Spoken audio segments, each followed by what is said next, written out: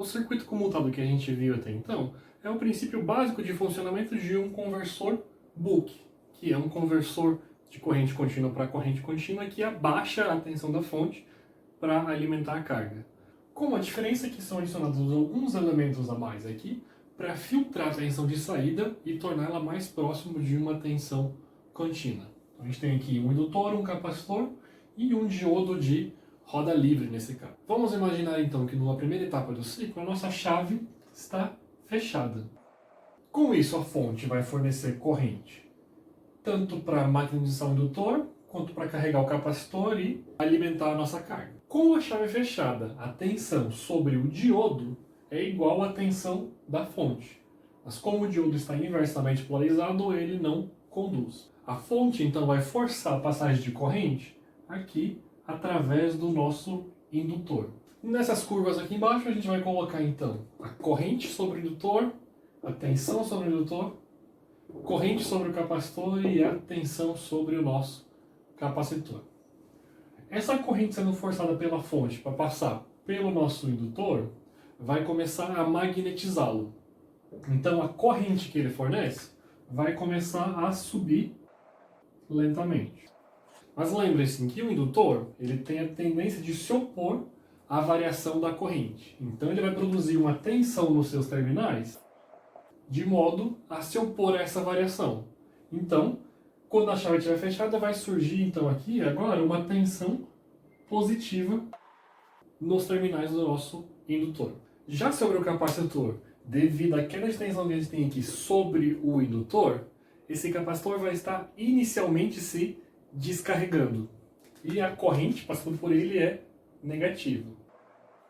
Mas conforme ele se descarrega, a tensão dele vai diminuindo, até chegar num ponto em que o nosso capacitor vai ter um comportamento oposto, ele vai começar a se carregar, recebendo agora corrente da fonte também, que passa pelo nosso capacitor e carrega ele. E ele vai ter uma corrente positiva passando por ele, o que faz com que a tensão dele volte a subir. Então, numa segunda etapa do ciclo, a gente abre a nossa chave. Isso interrompe a corrente que está sendo fornecida pela fonte. Mas devido à energia armazenada no campo magnético do nosso indutor, o nosso indutor vai continuar forçando a passagem de uma corrente aqui através do nosso diodo de roda livre. Só que conforme o nosso indutor fornece corrente, ele vai se desmagnetizando e a corrente por ele vai decaindo. Como agora o nosso indutor está fornecendo corrente, ele vai produzir uma tensão nos seus terminais que é negativa, na tentativa de manter a corrente circulando pelo circuito. Já no capacitor, devido à tensão produzida aqui nos terminais do nosso indutor, inicialmente ele continua carregando, recebendo a corrente que vem aqui do próprio indutor. Como ele continua recebendo corrente, a tensão sobre o nosso capacitor continua aumentando com o tempo. Até que, em determinado momento, a tensão sobre o capacitor fica alta o suficiente, a ponto de que a corrente que ele está recebendo vai a zero, e ele passa agora a fornecer corrente para a nossa carga. E aí vai ter uma corrente negativa saindo do nosso capacitor.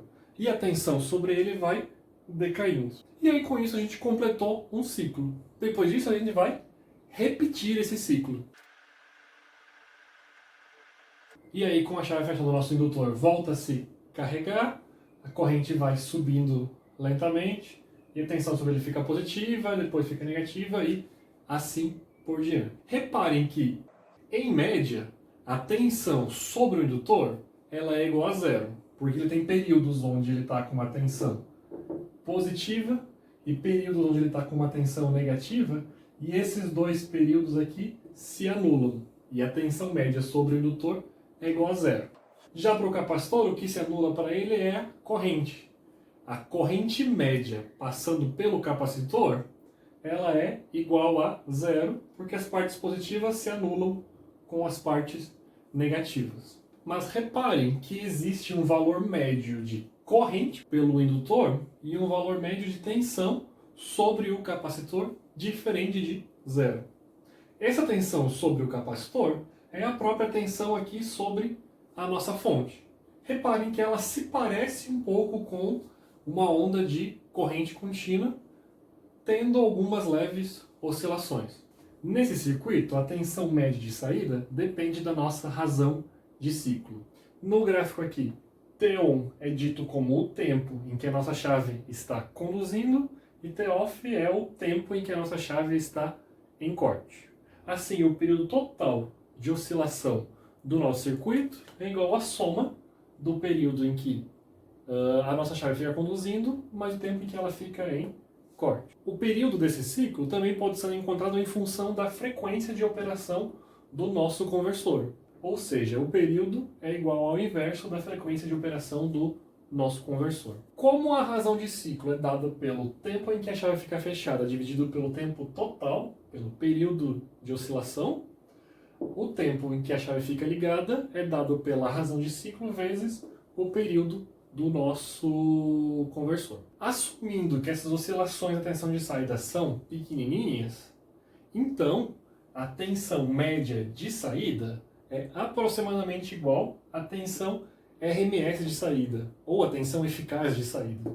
E a tensão média de saída nesse conversor é dado pela razão de ciclo multiplicado pela tensão de entrada. Ou seja, quanto maior for a razão de ciclo, maior vai ser a tensão média de saída do nosso conversor.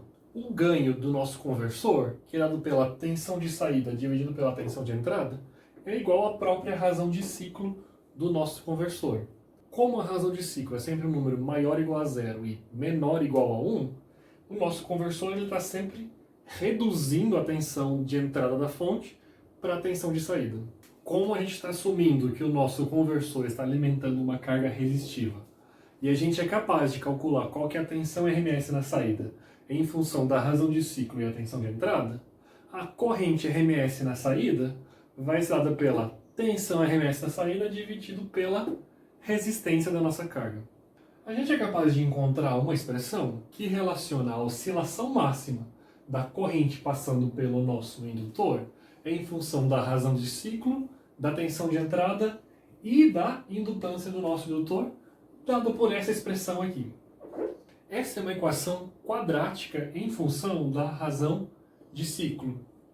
E à medida que a razão de ciclo vai subindo de zero até valores ligeiramente próximos de zero, a oscilação da corrente sobre o indutor vai crescendo, até chegar aqui em próximo de 1,5, onde ele atinge a oscilação máxima que a gente tem para o nosso circuito e começa então a decair à medida que a nossa razão de ciclo aumenta. Assim, a máxima oscilação da corrente sobre o indutor vai acontecer justamente quando a razão de ciclo estiver aqui em 1,5.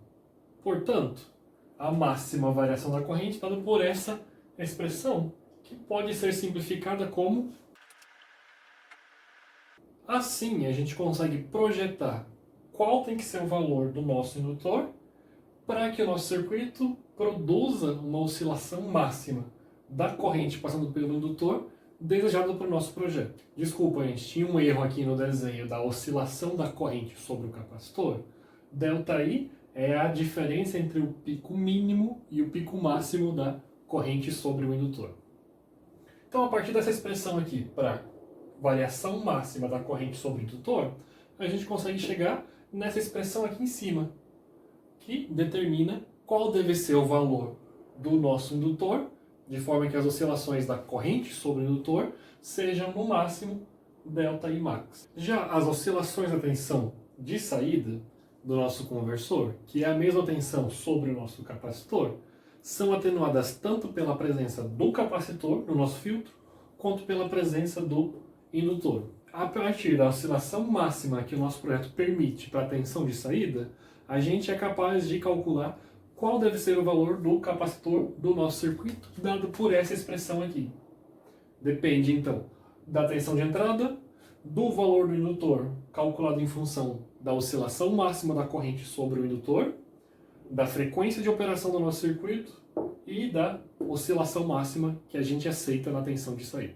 No modo de condução descontínuo, o que muda na operação do nosso conversor é que a corrente passando pelo nosso indutor, ela vai a zero, porque a frequência de operação do nosso circuito é baixa o suficiente para ele se descarregar completamente. Então, inicialmente, com a nossa chave fechada, a nossa fonte começa a enviar corrente atravessando o nosso indutor e passando pela carga, forçando uma corrente através do nosso indutor. Essa corrente aqui vai subindo ao longo do tempo porque o nosso indutor está se magnetizando. Ainda, devido ao fato do indutor se opor à variação de corrente, ele vai produzir uma tensão aqui nos seus terminais. Da mesma forma, no capacitor, devido à queda de tensão imposta aqui no indutor, inicialmente o capacitor vai estar se descarregando e fornecendo corrente para a carga. Por isso a corrente passando pelo capacitor é negativa. Conforme ele fornece a corrente, a tensão sobre ele vai ficando negativa, até chegar num ponto em que o capacitor passa agora a se carregar pela corrente vindo da fonte. Assim, enquanto o capacitor está se descarregando, a tensão sobre ele vai decaindo com o tempo, e quando ele passa a se carregar, a tensão sobre ele vai subindo com o tempo. E a tensão sobre o capacitor é a própria tensão de saída do nosso conversor. No momento em que a gente abre a chave do nosso circuito, a nossa fonte para de fornecer corrente para ele, e quem passa a fornecer corrente a partir desse momento é o indutor e o capacitor para esse circuito. Então, devido ao campo magnético armazenado no indutor, ele começa a forçar a passagem de corrente aqui através do nosso diodo de roda livre. E à medida que ele fornece corrente, ele vai se desmagnetizando e a corrente passando por ele vai decaindo. Como o nosso indutor agora ele está fornecendo uma corrente para o nosso circuito, ele vai produzir uma tensão negativa de modo a se opor a essa variação de corrente. Entretanto, como a gente está em modo descontínuo, o tempo em que o nosso circuito fica no estado de chave aberta é grande o suficiente para que o nosso indutor se descarregue completamente e a corrente passando por ele vai a zero. A partir desse momento se interrompe a corrente circulando aqui através do indutor. E a queda de tensão sobre o indutor vai a zero, porque não tem mais corrente passando por ele. Do lado do capacitor, inicialmente, ele continua recebendo corrente, vindo agora do nosso indutor, devido à tensão produzida nos terminais do indutor. Então ele continua se carregando. Conforme ele se carrega, a tensão dele vai aumentando, até chegar a um ponto em que ele passa agora a fornecer corrente para o nosso circuito. Exatamente no momento em que o nosso indutor se descarrega completamente, continua havendo corrente passando pela nossa carga, justamente vindo do nosso indutor. Então o nosso indutor continua fornecendo corrente para a nossa carga e a tensão sobre o capacitor vai decaindo lentamente. Até o início do próximo ciclo a gente vai voltar a carregar o nosso indutor. No modo descontínuo, a oscilação da corrente sobre o indutor é dada por essa expressão aqui, que depende da tensão de entrada da nossa fonte, menos a tensão de saída, tensão média no caso, dividido pela indutância vezes a frequência de operação, multiplicada pela nossa razão de ciclo. Reparem aqui agora que como a tensão de saída ela tem uma expressão um pouquinho mais complicada para esse caso, é um pouquinho mais difícil a gente encontrar uma expressão exata para o valor da oscilação máxima. Mas, a partir dessa expressão aqui, a gente pode encontrar que o valor da indutância a ser utilizada no nosso projeto depende dessa expressão aqui, e a gente pode calculá-la para vários valores de razão de ciclo que a gente pretende utilizar no nosso projeto. Já para determinar o valor da capacitância, de modo que ela seja suficiente para atenuar as oscilações de tensão de saída para o valor desejado no nosso projeto, ela é um pouquinho mais complicada de encontrar e é mais facilmente determinada através de simulações. Entretanto, essa expressão aqui ela permite a gente ter uma primeira aproximação de qual deve ser o valor da capacitância do nosso filtro, onde TS é o período de oscilação do nosso conversor e TI igual a zero é exatamente o momento em que o nosso indutor se descarrega completamente e a sua corrente vai a zero.